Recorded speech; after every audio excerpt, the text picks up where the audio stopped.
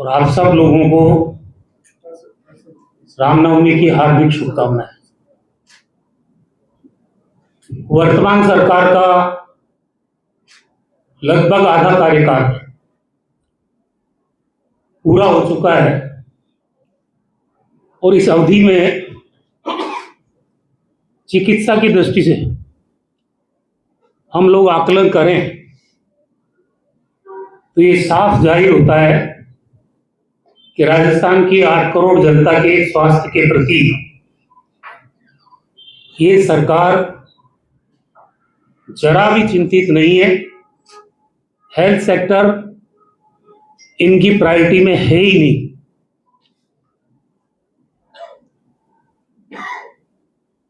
अगर हम कांग्रेस सरकार के कार्यकालों की बात करें तो जिस ढंग से हमने राजस्थान में, जो कि देश का सबसे बड़ा राज्य है, यहाँ के हेल्थ इंफ्रास्ट्रक्चर को ग्रास रूट तक मजबूत करने का काम किया और उसके साथ पॉपुलर स्कीम्स जिसमें निःशुल्क दवा योजना हो, निःशुल्क जांच योजना हो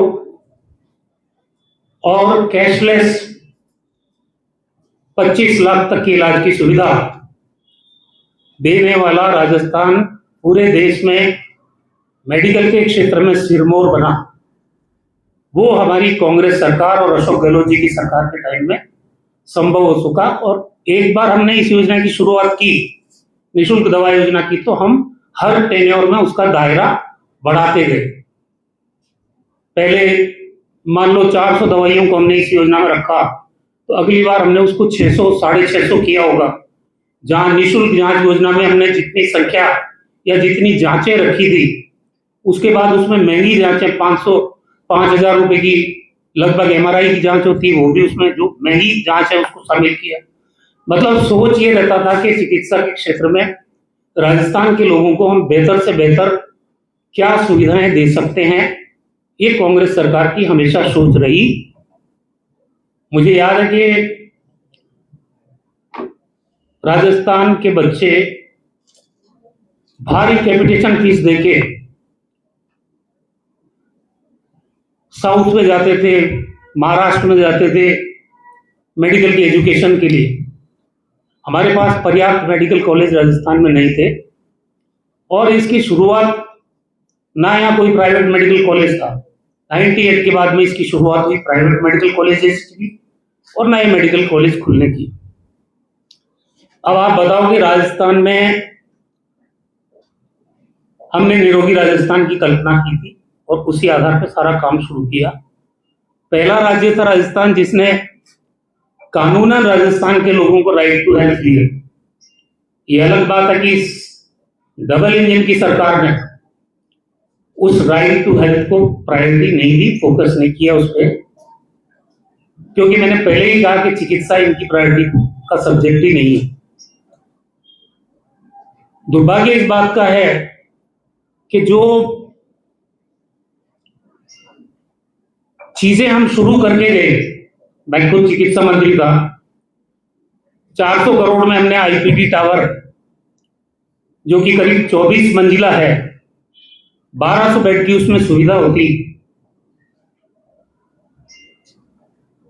उसकी हालत जस की तस बनी हुई है। कोई कुछ भी क्लेम करे कि हमने 20वीं मंजिल पहुंच गए और 19वीं मंजिल पहुंच गए, मैं इस बात से सहमत नहीं हूं, क्योंकि कोई भी प्रोजेक्ट अगर शुरू होता है तो उसकी कॉस्टिंग होती है कि ये इतने रुपए में बनेगा और उसका समय सीमा भी तय होती है कि ये इतने समय में पूरा हो जाएगा। ये रबड़ नहीं जो खींचते ही जाओगे इसको, उसकी समय सीमा निर्धारित थी जिस वक्त इसका काम शुरू हुआ। दुर्भाग्य से हम लोग सरकार में से चले गए और ये डबल इंजन की सरकार आ गई। काम सिंगल इंजन में शुरू किया था और फिर बाद में डबल इंजन पिक्चर में आ गया। अब आज भी 2.5 साल बाद भी सरकार ये कहने की स्थिति में नहीं है कि कब ये जनता के उपयोग में आएगी बिल्डिंग। इसी प्रकार सांगानेरी गेट में 500 बेड का हॉस्पिटल, पीजी हॉस्टल 100 बेड का, वहां आईवीएफ की सुविधा, वहां पे 4-4, 5-5 ओटी, सारा प्रोविजन करके काम शुरू करके बजट सैंक्शन करके चले गए, और उसके बाद आज वो भी किसी स्थिति में नहीं है कहने की सरकार के कब ये हम लोगों की सुविधा के लिए शुरू कर देंगे। ये दुर्भाग्य है। राजस्थान में मैं अनगिनत मेडिकल जिला अस्पताल हमने जिला अस्पताल खोले, जिला चिकित्सालय खोले, सामुदायिक चिकित्सा केंद्र खोले, प्राथमिक चिकित्सा केंद्र खोले। आज भी मेरी अपनी कॉन्स्टिट्यूंसी की मैं कह रहा हूँ काम चल रहा है उनका। जो शुरू हो गए थे लगभग 3/4 काम हो चुका था जब हमने सरकार छोड़ी थी, आज वो पूरा कंप्लीशन के दौर में नहीं है। ये अनफॉर्चुनेटली राजस्थान के लिए, क्योंकि सोच की बात है, ये सोच की बात है। अभी नए मेडिकल कॉलेज की बात करते हैं हम। आप बताइए मेरे को, हमारी सरकार के टाइम में 5 साल का पीरियड ही हमको मिला था, 5 का इनको मिला। हमने गंगानगर में, हनुमानगढ़ में, झुंझुनू में, अलवर में, सीकर में, नागौर में, दौसा में, करौली में, सवाई माधोपुर में, टोंक में, बाड़मेर में, सिरोही में, जैसलमेर में, बूंदी में, बारां में, चित्तौड़गढ़ में, बांसवाड़ा, एक साथ इतने मेडिकल कॉलेज खोल दिए। और वो लोगों की उनका फर्स्ट बैच भी शुरू हो गया था उसी टाइम। आप मेरे को बताइए, करीब 17 मेडिकल कॉलेज में आपको बता रहा हूं, 5 साल की अवधि में 17 मेडिकल कॉलेज, और 2 मेडिकल कॉलेज वसुंधरा जी टाइम के स्वीकृत थे, धौलपुर वाला और पाली वाला, उसकी भी बिल्डिंग का काम और बाकी सब काम हमने किए। राजस्थान में उस वक्त जब नए जिले आखिरी बजट में बने, उससे पहले 33 जिले थे, और सरकार हमारी थी सिंगल इंजन की। हमारी ये सोच थी कि हर जिले में सरकारी मेडिकल कॉलेज हमको खोलना है, ताकि मेडिकल कॉलेज से अटैच बड़ा अस्पताल, उसमें आम आदमी को चिकित्सा सुविधाएं उपलब्ध हो। 3 जिले बच गए थे, तो उसमें भी जालौर में लास्ट बजट में मुख्यमंत्री जी ने यह तय किया कि हम स्टेट फंडिंग से ये मेडिकल कॉलेज बनाएंगे। उसका हश्र ये हुआ कि सरकार आने के बाद इन्होंने उस बजट घोषणा को नजरअंदाज किया या निरस्त किया, इसका जवाब सरकार देगी। लेकिन 2.5 साल में एक ईंट भी वहां नहीं लगी। वो हमारा जालौर जिला जो हमसे छूट गया था, एक जिला था राजसमंद, जहां हमने जमीन अलॉट कर दी थी मेडिकल कॉलेज के लिए, लेकिन नेशनल मेडिकल कमीशन ने परमिशन नहीं दी। इसलिए नहीं दी कि क्योंकि वहां प्राइवेट मेडिकल कॉलेज है, और एक छोटा सा जिला प्रतापगढ़ वो बच गया। सिर्फ 3 जिले छोड़े थे हमने, फिर 17 जिले और बन गए। वर्तमान सरकार ने उनमें से 9 निरस्त कर दिए, 8 जिले बचे। 8 + 3 हमारे छोड़े हुए। इन 11 जिलों में कहीं पे मेडिकल कॉलेज खुला, उसकी फाइल चली, कोई परमिशन की कोशिश हो रही है, सोच ही नहीं है वो तो। और जब बात करो कि मेडिकल कॉलेज खोले, तो ये बोलते हैं 60% तो हमने दिया। आपने अपनी जेब से दिया है क्या? 40% राजस्थान सरकार का, जमीन हमारी, लेकिन ये सब जनता की है, ये टैक्स पेयर पब्लिक का पैसा है। 40% अगर हमने खर्च किया तो भी पब्लिक का ही है, और 60% अगर केंद्र ने दिया है तो भी पब्लिक का ही पैसा है। एहसान है क्या कोई? अरे भाई, जहां जहां देश में डबल इंजन सरकार थी, अगर देश में 75 मेडिकल कॉलेज खुल रहे हैं एक बजट में, तो 15 राजस्थान में सिंगल इंजन को कैसे दे दिया आपने? वहां आपकी डबल इंजन गुजरात में, उसको क्यों नहीं दिए? इसलिए नहीं दिए कि उनकी तैयारी नहीं थी। एस्पिरेशनल डिस्ट्रिक्ट के अलग मापदंड होते हैं। हमने राजस्थान के 6 के 6 एस्पिरेशनल डिस्ट्रिक्ट्स को कवर किया। हमें जैसे जैसे हमारी तैयारी मजबूत थी, और हमने पैसा भी पहले दिया, जमीन अलॉट पहले की, और मजबूत पैरवी के साथ हम मेडिकल कॉलेज लेके आए राजस्थान में, इस सोच के साथ कि राजस्थान को निरोगी बनाना है, राजस्थान में राइट टू हेल्थ लागू करना है। और ये राजनीतिक बयानबाजी पर केंद्र सरकार ने दिया। कितना पैसा दिया केंद्र सरकार ने? 60% दिया, 40 हमने दिया, जमीन का पैसा दिया। एक मेडिकल कॉलेज 325 करोड़ रुपए में बनता है, तो 60-40 के हिसाब से ज्यादा पैसा तो फिर भी राज्य का हो गया। छोड़िए, अब तो डबल इंजन है। डबल इंजन में आप बताइए आपको क्या हर्डल है? अब तो 60 भी आपका, 40 भी आपका है। आप बताओ क्या हो रहा है? सरकार काम करना चाहती नहीं, लोगों की चिकित्सा से इनका कोई लेना नहीं, और ये सिर्फ राजनीतिक बयानबाजी के फेर में उलझाना चाहते हैं। आज सरकार कोई कह सकती है कितने लाख का बीमा। हमने जब सरकार छोड़ी हम कह रहे थे कि राजस्थान में 25 लाख का निःशुल्क कैशलेस इलाज है। आज सरकार कोई कह सकती है कि कितना कैशलेस अमाउंट इलाज ये सरकार राजस्थान के लोगों को दे रही है? कोई कहने की स्थिति में नहीं है। अभी मैं 2 दिन पहले एमआरआई कराने राजस्थान के सबसे बड़े अस्पताल में गया, एसएमएस हॉस्पिटल में। अब स्कीम को किस तरह से कमजोर किया जाए उसकी बानगी बता रहा हूं मैं। धनवंतरी में लगा रखा है क्योंकि इनको फ्रॉड रोकना है, ट्रांसपेरेंसी रखनी है, बहुत अच्छी बात, रखना चाहिए, हम भी इसके पक्षधर हैं। लेकिन ट्रांसपेरेंसी और फ्रॉड रोकने के नाम पे आप गंभीर बीमार मरीज को पनिश करो, ये आपसे कल्पना नहीं की जा सकती कि आदमी जाए ही नहीं एमआरआई कराने, क्योंकि 5,000 की एमआरआई की जांच है। धनवंतरी में आपने कैमरे लगा रखे फोटो लगाने के लिए, धनवंतरी कहाँ है? और एमआरआई का सेंटर इमरजेंसी के बिल्कुल कोने में है। अब कोई आदमी लाचार अगर बेड रिडन है तो पहले धनवंतरी जाएगा फोटो खिंचाने, फिर उसके बाद उसकी स्ट्रेचर पे उसको यहाँ लाएंगे एमआरआई कराने।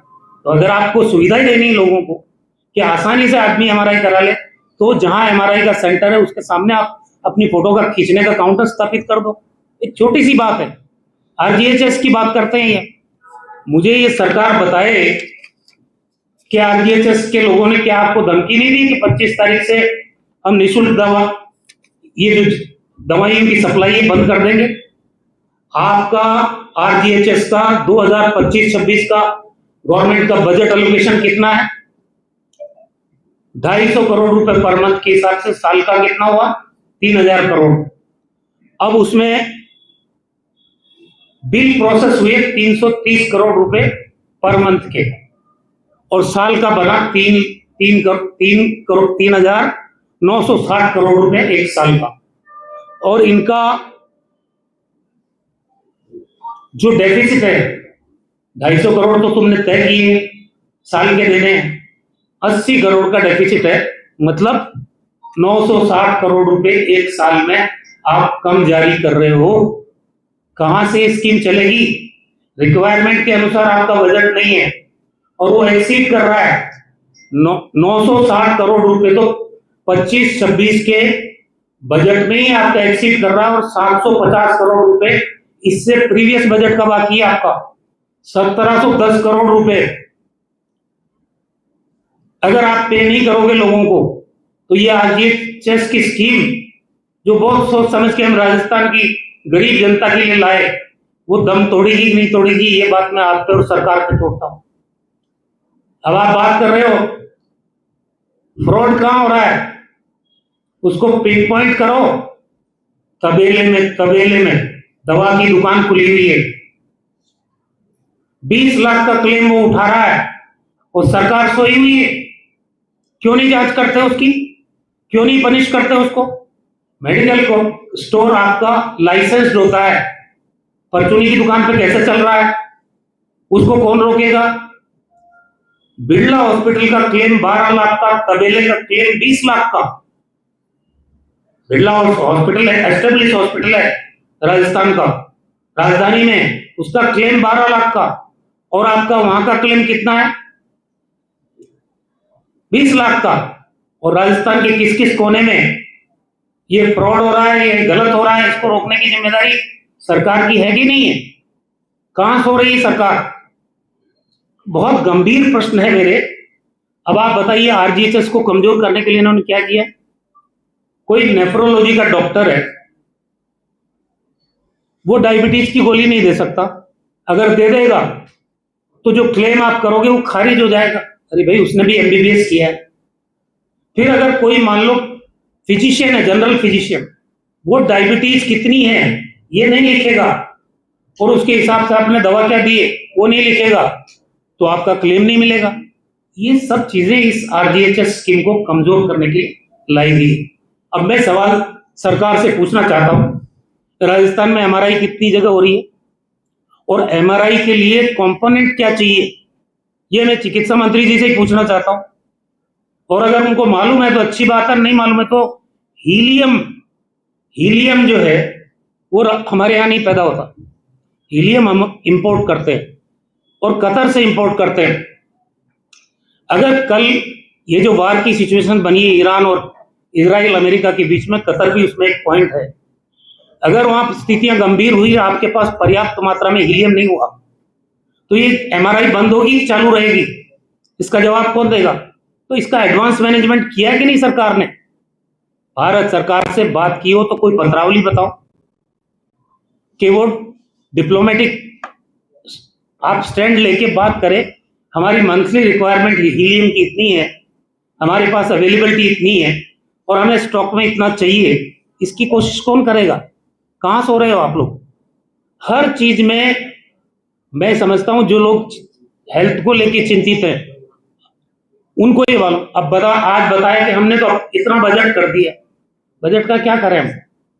हमें ये बताओ आप कि 5 साल के कांग्रेस के टेन्योर में हमने कितने बेड स्वीकृत कराए, कितनी सुपर स्पेशलिटी की सीटें हम लेके आए, और 2.5 साल में आपने कितने बेड बढ़ाए और कितनी सुपर स्पेशलिटी की सीट आप लेके आए? तभी तो राजस्थान का हेल्थ इंफ्रास्ट्रक्चर आगे बढ़ेगा, तभी तो आपका मैन पावर आपको मिलेगा। अब ये कहने से काम नहीं चलेगा कि हमने ये बेड बढ़ा दिए। नेशनल मेडिकल कमीशन की गाइडलाइन के मुताबिक जो भी मेडिकल कॉलेज आज राजस्थान में चल रहे हैं, उनसे अटैच अस्पताल चल रहे हैं, जिला अस्पताल चल रहे हैं, एसएमएस जैसे बड़े अस्पताल चल रहे हैं, एनएमसी की गाइडलाइन के अकॉर्डिंग आपके पास डॉक्टर हैं, आज नर्सिंग है, पैरामेडिकल स्टाफ है? अगर नहीं है तो कितनी कमी है, और जो कमी है उसको एड्रेस करने के लिए आपके पास फ्यूचर प्लानिंग क्या है? ये बताओ ना आप। जितने जिला अस्पताल हमने खोले वो सिर्फ रेफरल अस्पताल बन के रह गए। कोई भी गंभीर मरीज वहां गया, क्या हमने इसलिए खोले जिला अस्पताल? जिला अस्पताल का मतलब होता है जिले में अल्टीमेट हॉस्पिटल फैसिलिटीज। वो रेफरल कैसे हो सकता है? इसकी जिम्मेदारी किसकी है? जहां 100 डॉक्टर जिला अस्पताल में हमारे लगे हुए थे, आज 25, 27, 26 डॉक्टर रह गए। ओटी पे ताला लगा हुआ है, कौन जिम्मेदार है भाई इसका? ये गंभीर सवाल हैं। अगर इंतजारनामा हमारे पूर्व मुख्यमंत्री अशोक गहलोत जी नहीं लाते तो शायद सरकार तो बयान भी नहीं देती। तो अब 2.5 साल हो गए, ग्रेस पीरियड सरकार का खत्म हो गया, सवाल तो हम पूछ सकते ही नहीं पूछ सकते। ये भी पब्लिक इंटरेस्ट में पूछ रहे हैं। भाई साहब, जिस गरीब के घर में कैंसर, हार्ट, किडनी, वो गंभीर बीमारियां हो जाए, मैंने मकान बिकते देखे हैं, गहना बिकते देखा है, उसी को रोकने के लिए राजस्थान में 25 लाख की कैशलेस इलाज की सुविधा हम लाए, उसी के लिए नए निःशुल्क दवा योजना लाए, उसी के लिए निःशुल्क जांच योजना लाए, और राजस्थान पाइनियर स्टेट बना पूरे कंट्री के अंदर। हमसे पहले हेल्थ इंफ्रास्ट्रक्चर में तमिलनाडु और केरला कुछ आगे थे, हमने उनको भी पीछे छोड़ दिया। कोविड जैसी महामारी की आप कल्पना करो, अगर ये सरकार उस समय होती तो ये तो हाथ पांव खड़े कर देती, लोगों को अपने हाल पे छोड़ देती। 700 वीडियो कॉन्फ्रेंसेस किए हमने, डेस्टिट्यूट से भी बात की, 30 टेले, मतलब पुलिस का सिपाही, नगर पालिका का कर्मचारी, फायरमैन, धर्म गुरुओं से लेकर 700 वीडियो कॉन्फ्रेंसेस किए, और राजस्थान को कोविड में ऐसा स्टेट बनाया, ऑक्सीजन जनरेशन के प्लांट लगे जो आज धूल फूंक रहे हैं। जितनी भी इक्विपमेंट हम लाए वो लोगों की जान बचाने के लिए लाए, और इसीलिए प्रधानमंत्री ने तारीफ की कि राजस्थान के हेल्थ इंफ्रास्ट्रक्चर और हेल्थ कोविड मैनेजमेंट, दूसरे मुख्यमंत्रियों को उन्होंने कहा कि इनसे सीखो आप। इसलिए चिकित्सा के क्षेत्र को आप लावारिस मत छोड़ो, मेहरबानी करके इस पे पूरा ध्यान दो आप, और जो भी कमियां हैं उसको समय रहते पूरा करो। मैन पावर को भी आप बताइए, सोच के साथ डॉक्टर कहां से मिलेगा? अगर हम नई सीएससी खोल रहे हैं तो नए मेडिकल कॉलेज भी खोले। हमने नए मेडिकल सीएससी खोली या जिला अस्पताल खोला तो सरकार का फैसला ये भी था कि हर जिला मुख्यालय पे सरकारी नर्सिंग कॉलेज खोले हमने, ताकि मैन पावर की कमी नहीं रहे आप राजस्थान में। उन सब चीजों के बाद आज बहुत ही चिंता के साथ, बहुत दुख के साथ हमने प्रेस कॉन्फ्रेंस की है, और समय समय पे, क्योंकि अब 2.5 साल बचा है सरकार का, तो हम अपील करना चाहते हैं कि ये सोई हुई सरकार जागे, जनता के स्वास्थ्य के प्रति जागरूक बनो, और जो हमने स्कीम दी है उसको मरने मत दो, उसको चालू रखो। आरजीएचएस है, वो किसी भी कीमत पे गरीब को मदद करने वाली स्कीम है। 25 लाख का कैशलेस इलाज वो गरीब की मदद के लिए है।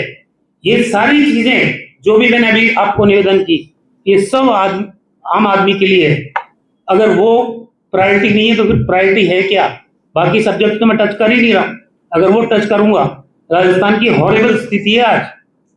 किसी भी क्षेत्र में ले लो, सड़कों में, आप शिक्षा के क्षेत्र में ले लो, हायर एजुकेशन में ले लो, चाहे आप और कोई क्षेत्र में ले लो, सोशल सिक्योरिटी में ले लो, नरेगा इन्होंने बंद कर दिया।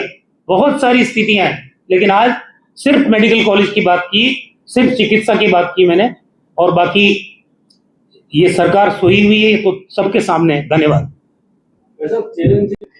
चिकित्सा मंत्री कह रहे हैं कि सिर्फ घोषणा मात्र की थी, कोई इलाज कभी 10 लाख का हुआ है नहीं, 15 लाख का हुआ है। घोषणा ही होती है, घोषणा ही होती है। सरकार तो घोषणा ही करती है, उसको इम्प्लीमेंट तो ब्यूरोक्रेसी करती है, बजट करता है। अगर आपकी सोच है, हमारी सोच थी 25 लाख तक का इलाज लोगों को कैशलेस मिले, ये हमारी सोच थी। हमने बजट भी दिया, हमने काम भी किया। अगर अब आपकी सोच नहीं है तो आप दोषारोपण कर सकते हो। और ये सरकार, मैंने पहले ही कहा है, सिर्फ दोषारोपण वाली सरकार है, स्पष्टीकरण देने वाली सरकार है। ना तो हमें दोषारोपण करने वाली सरकार चाहिए, ना स्पष्टीकरण। हम सिंगल इंजन सरकार थे, याद रखो इस बात को। हमने राजस्थान को क्या दिया, मैंने आपके सामने रखा। आप डबल इंजन की सरकार हो, स्पष्टीकरण मत दो, काम करो। आरजीएचएस में लगभग 1500 करोड़ रुपए बकाया होने की बात जो एक प्राइवेट एसोसिएशन है चिकित्सकों का, वो कह रहा है 1710 करोड़। जबकि सरकार ने कल एक बयान जारी किया है कि हमने 3000 करोड़ का भुगतान कर दिया और अब प्राइवेट इंश्योरेंस कंपनी के थ्रू हमें आरजीएचएस गलत 3000 करोड़ का तो मैंने आपको बताया कि 250 करोड़ रुपए सरकार ने जारी किया। मेरी बात सुनो, हाँ ये किया है उन्होंने। 250 करोड़ रुपए आपका महीने का बजट है इसका, मैंने कहा आपको, उसका टोटल 3000 पड़ता है एक साल का। उसका भुगतान तो आप कर दोगे तो भी पेंडिंग है भाई साहब। आपकी रिक्वायरमेंट ज्यादा है, आपका बजट कम है, मैं यही कह रहा हूं। तो ये पेंडिंग के लिए लड़ रहे हैं लोग। 1710 करोड़, इनका 750 करोड़ पहले का बकाया है और 960 करोड़ रुपए करंट फाइनेंशियल ईयर का बकाया है। तो ये उसके लिए मांग कर रहे हैं लोग। आप गुमराह क्यों कर रहे हो लोगों को? 2 दिन पहले चिकित्सा मंत्री भी कह रहे थे कि पूर्ववर्ती सरकार ने हम पे भार छोड़ा, इसलिए ये आरजीएचएस की जो स्कीम है वो उसको हम ठीक ढंग से मैनेज। आप इसको भार समझते हैं, हम इसको चैरिटी समझते हैं, हमारी जिम्मेदारी समझते हैं। यही फर्क है डबल इंजन और सिंगल इंजन में, कि जिसको ये भार समझ रहे हैं वो पब्लिक है राजस्थान की 8 करोड़, और हम इसको जिम्मेदारी समझते हैं, हमारा गर्व समझते हैं कि हम आम आदमी के लिए हमने ये स्कीम लेके आए, हमने ये इंफ्रास्ट्रक्चर दिया। यही सोच का फर्क है। अच्छा, आईपीडी टावर 400 करोड़ रुपए में सरकार छोड़ के गई थी, दिसंबर में उसका पूरा होना था 24 में। अब 26 निकलने वाला है, 26 भी 750 करोड़ रुपए का बजट हो गया। वैसे जिम्मेदार कौन है, कांग्रेस सरकार है या भाजपा सरकार है? 70% भी क्लियर नहीं हो पाया। अभी ये 2.5 साल की जिम्मेदारी तो हमारी नहीं हो सकती ना, ये तो आप समझते हो। काम शुरू हो गया था, ये ढांचा खड़ा हो गया था जब हमने सरकार छोड़ी। उसके बाद क्या हुआ, उसकी जिम्मेदारी तो वर्तमान सरकार की है। सरकार तो ये कह रही है कि हम इसको चला ही नहीं सकते, हमारे पास इतना पैसा ही नहीं है। कहां से लाएंगे इतना पैसा, कहां से लाएंगे? कांग्रेस की सोच ही गलत है। ये डबल इंजन की सरकार है ना, यही तो मैं कह रहा हूं। सिंगल इंजन की सरकार अगर वापस लौट के आती तो हम चला के भी दिखाते। 2 हेलीकॉप्टर लैंडिंग का है, आज ग्रीन कॉरिडोर बनाना पड़ता है। हमने यहाँ पर ऑर्गन ट्रांसप्लांट भी शुरू किया था, मैं तो बोला नहीं, 2 घंटे की स्पीच हो जाएगी हेल्थ में क्या क्या किया है। तो जब हम ऑर्गन कहीं से लेके आते हैं, चाहे हार्ट लाएंगे, किडनी लाएंगे, अब तो लंग ट्रांसप्लांट भी होता है, लीवर ट्रांसप्लांट भी होता है, उसके लिए बाई एयर एयरपोर्ट पे आएगा, फिर ग्रीन कॉरिडोर बना के और वो एसएमएस हॉस्पिटल की ओटी तक लाते हैं। उस ग्रीन कॉरिडोर को बचने के लिए हमने 2 हेलीकॉप्टर की लैंडिंग की ऊपर प्रोविजन कर रखा है, ताकि चॉपर से ही एयरपोर्ट से सीधा यहाँ आए और ग्रीन कॉरिडोर की जरूरत नहीं पड़े।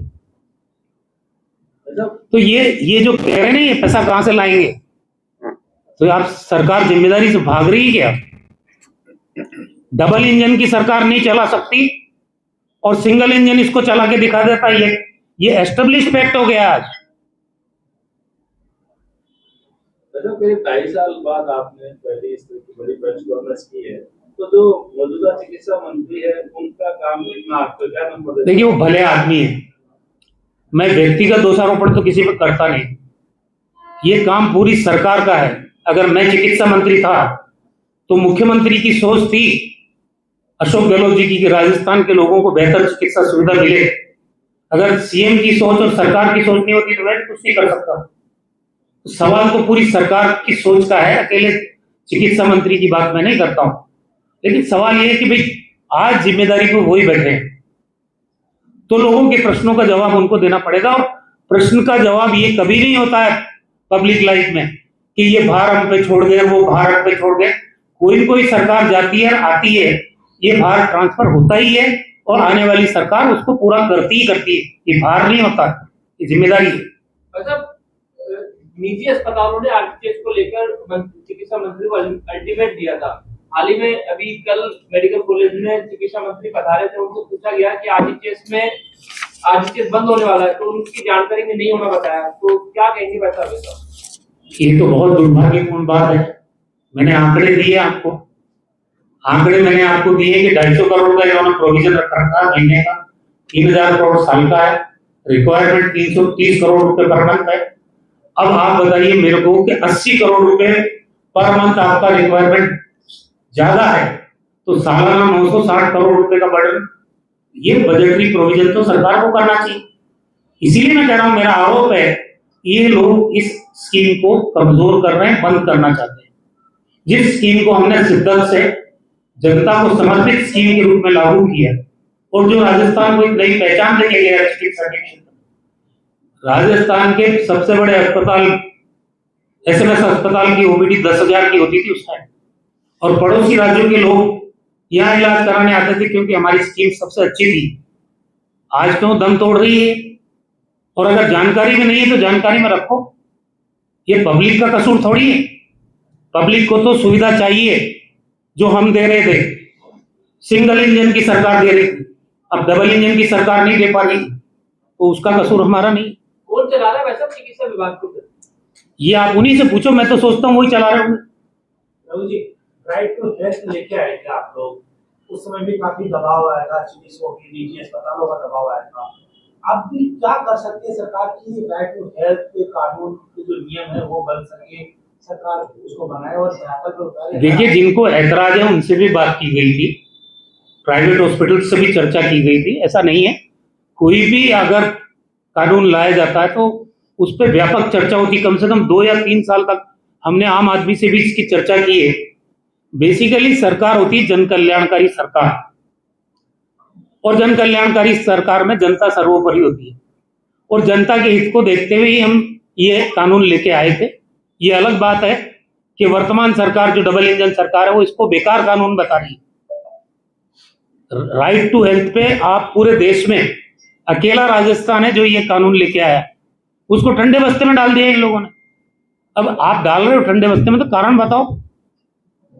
और बीजेपी के लोग भी हाउस में थे उस टाइम, बहस करते ना, अगर कोई सुझाव थे तो देते। किसी भी कानून को लाना बहुत सोच विचार के बाद होता है, उसमें अगर कमियां है तो संशोधन के लिए सरकार को किसने रोका है? वही हाउस है, आप पावर में है, उसके अंदर अमेंडमेंट करो। आप उसको कानून को बेकार बता के वो पल्ला झाड़ने की जो कोशिश कर रहे हैं वो गलत है। कांग्रेस की सरकार फिर से बनती है तो कितने समय में इसके नियम बना देगा हमारी? बनती है तो अब यार 2.5 साल पहले आप मेरे से ये सवाल पूछ रहे हो, सरकार बनने के बाद पूछना, आप मैं बता दूंगा आपको टाइम लिमिट। मतलब जो आरटीएस बिल का विरोध किया था जिन्होंने आपकी सरकार में, आज वो आरटीएस का बिल का विरोध कर रहे हैं। राइट टू हेल्थ का विरोध किया था जिन लोगों ने, जिन डॉक्टरों ने, आज वो आरटीएस का विरोध कर रहे हैं। तो कहीं उनके साथ धोखा तो नहीं होता भाजपा सरकार आने के बाद? अब ये तो वही बता सकते हैं, मैं तो कैसे बताऊं आपको। हमारे मन में किसी को तकलीफ पहुंचाने की धारणा कभी नहीं रही, लेकिन एक धारणा जरूर रही है कि राजस्थान के 8 करोड़ लोग, जिसमें गरीब है, मध्यम वर्ग के लोग हैं, अमीर भी हैं, क्योंकि ये जो कैशलेस 25 लाख का इलाज है, ये हमने सर्टेन प्रोविजन के साथ जो इनकम टैक्स पेयर है उनको भी रखा है इसमें, लेकिन उसका कुछ अमाउंट उनको जमा करा के इस योजना का वो भी हिस्सा बन सकते थे। गरीब को पैसा नहीं देना पड़ेगा जो कैटेगरी हमने रखी, लेकिन कोई अमीर है, इनकम टैक्स पेयर है, वो सर्टेन अमाउंट देके वो भी इसका लाभ उठा सकता था। हमने सबके लिए ओपन करी थी, तो साहब पिछले 2.5 साल के अंदर अस्पताल, प्रदेश के बड़े अस्पताल में ऐसे 5 घटनाक्रम हो गए, चाहे वो ब्लड को लेकर हो गए, चाहे अग्निकांड मामला हो गए, लेकिन विभाग की तरफ से किसी के ऊपर भी कार्रवाई नहीं की। अभी तक 2-2.5 साल हो गए भाई साहब, 2 प्रकरण एसएमएस में हुए थे जिसमें जांच कमेटी बन के रह जाती है, गलत तरीके से ब्लड चढ़ाने से मरीज की मौत हुई थी। इसमें एक गर्भवती महिला भी। अब एक बात बताओ कि सिंगल इंजन की सरकार में रहा हुआ व्यक्ति डबल इंजन की सरकार के सवालों का जवाब कैसे दे सकता है, बताओ। खूब ढिंढोरा पीटा था ना कि डबल इंजन सरकार है।